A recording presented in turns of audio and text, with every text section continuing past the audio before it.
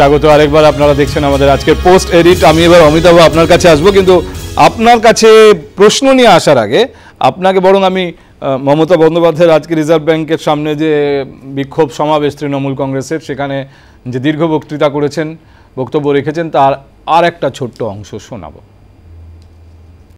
সিপিএমের ছিল হারমাদ আর বিজেপির হয়েছে জল্লাদ। বাপরে বাপ। আবার দেখবেন সিপিএম মিচকি মিচকি কথা বলে, বিজেপির সাথে লাইন করে, প্রচুর টাকা আছে। আমি তো প্রথমে বললাম এসে আন্দোলনটা একসাথে করবে না, কি করে করবে? টিকিট তো কেনা আছে না। আনঅফিসিয়াল আনঅ্যাকাউন্টেড মানি কোন কোন পার্টির আছে দেখে নিন, তারা প্রতিবাদ করবে কি করে? তৃণমূল করছে আর তৃণমূলকে চোর বলছে, তার কারণ তৃণমূল বাপের বাটা। মনে রাখবে, তৃণমূল করতে পারে, লড়তে পারে, করতে পারে। যে চুরি করেনি তাকে বদনাম দেওয়া হচ্ছে, চোর বানিয়ে দেওয়া হচ্ছে, আর যে বড় চোর সে বসে আছে।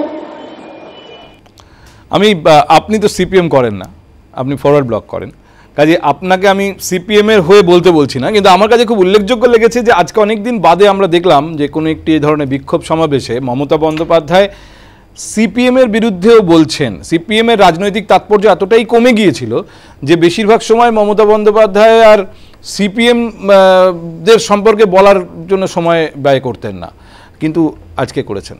মুশকিল হলো বিরোধী দল সম্পর্কে উনি তো আজকে দলনেত্রী হিসেবে বক্তৃতা করেছেন, উনি বলতেই পারেন। কথাটা হলো, কদিন আগে উনি একটা কথা বলেছিলেন যে কংগ্রেস এদেশে সাইনবোর্ডে পরিণত হয়েছে, এই রাজ্যে বামফ্রন্টের সঙ্গে কংগ্রেসের অ্যালায়েন্সের পর এখন কংগ্রেস ওনার কাছে বন্ধু দল হয়ে গেছেন। মানে আজকে যা বলছেন কালকে তার থেকে উল্টে যাবেন।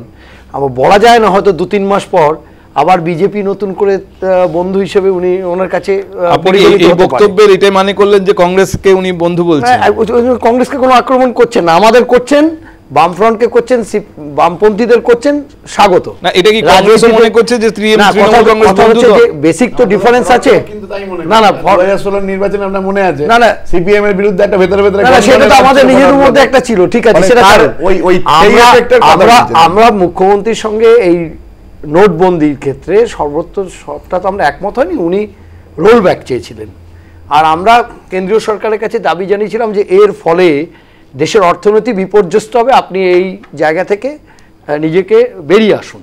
দুটো ঘটনা আজকে প্রমাণ হয়ে যাচ্ছে যে জাল টাকা, কালো টাকা, সন্ত্রাসের টাকা যে কারণে নিয়ে আসা হয়েছিল এই নোটবন্দি, সেটা সম্পূর্ণ ব্যর্থ হয়েছে।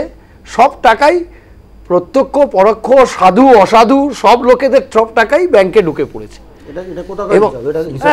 এটা তো সহজেই আরবিআই এর হিসাবটাও দেখুন, আরবিআই এর হিসাব আপনার আমার বলে দিতে হবে না, বলুন রাজুবাবু বলে দিই।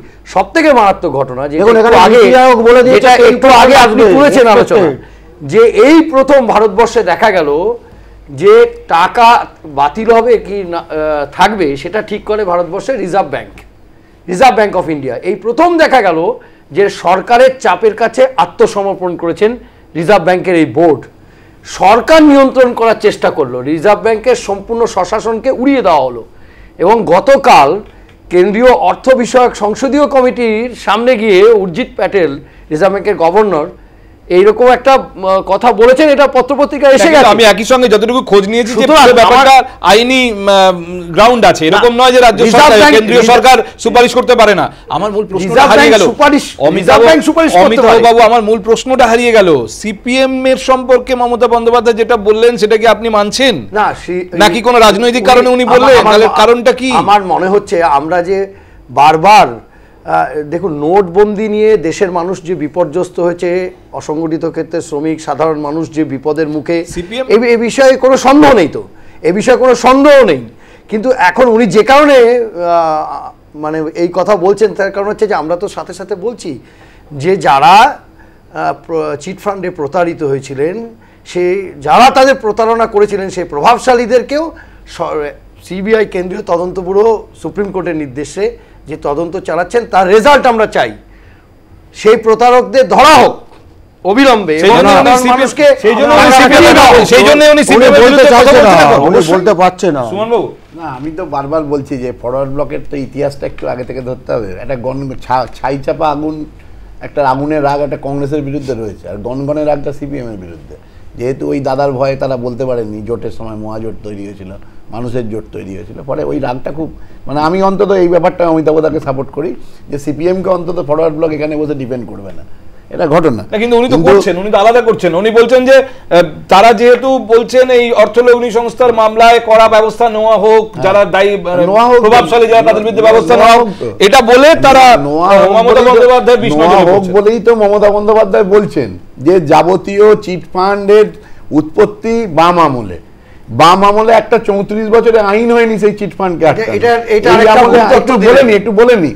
এমপিএস এর কর্তার মেয়ের বিয়েতে কিভাবে বিমান বসু গিয়েছিলেন তার ছবি তো আমরা দেখেছি, বা সারদা কাণ্ডে রবীন্দ্রকে হঠাৎ একদিন ডেকে ছেড়ে দেওয়া হলো, আর একটাকে কান্দে ত্রিপুরার এক মুখ্যমন্ত্রী তিনি গিয়েছিলেন। তার মানে আপনি বলছেন যে সিপিএম বিজেপির সঙ্গে একটা লাইন তৈরি করার চেষ্টা করছে বলে যে অভিযোগ করেছেন মমতা বন্দ্যোপাধ্যায়, এটাকে আপনি কি ডেফিনেটলি এন্ডোর্স করতেই হবে? তো তদন্ত তো সঠিকভাবে হচ্ছে না, তদন্তের গতিপথটা তো অন্যভাবে নির্ধারিত হচ্ছে।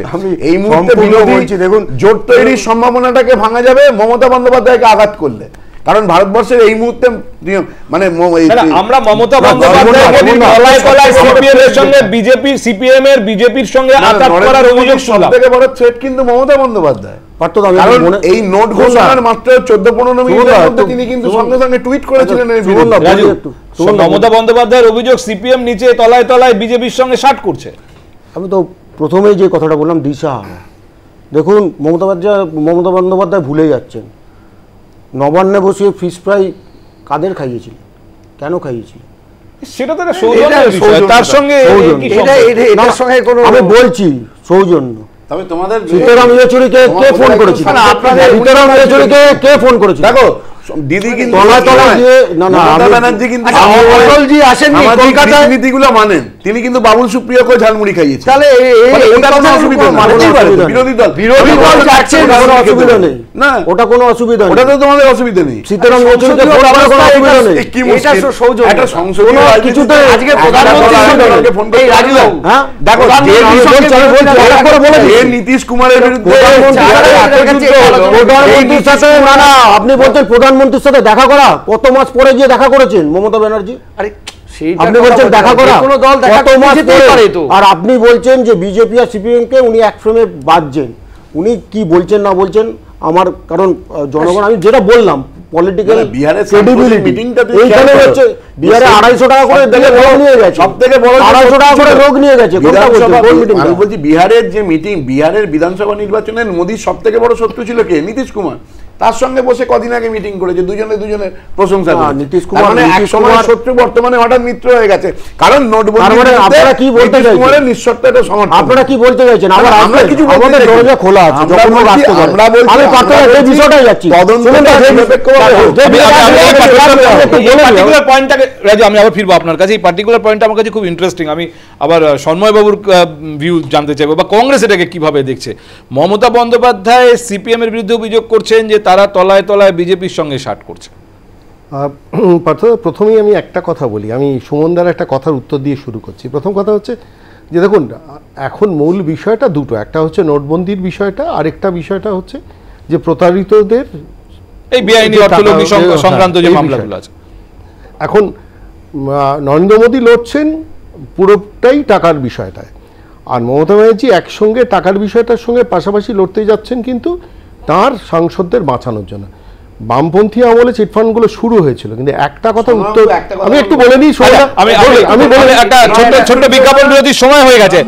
আমি আবার সুমনবাবু এখন আমাকে নিয়ম মেনে একটু বিজ্ঞাপনের বিরতিতে যেতে হবে। আমরা এই পয়েন্টে আর কিছুক্ষণ থাকবো, কারণ এটা খুব গুরুত্বপূর্ণ রাজ্যের রাজনীতির প্রেক্ষিতে। ফিরে আসছি একটা ছোট্ট বিজ্ঞাপন বিরতির পর।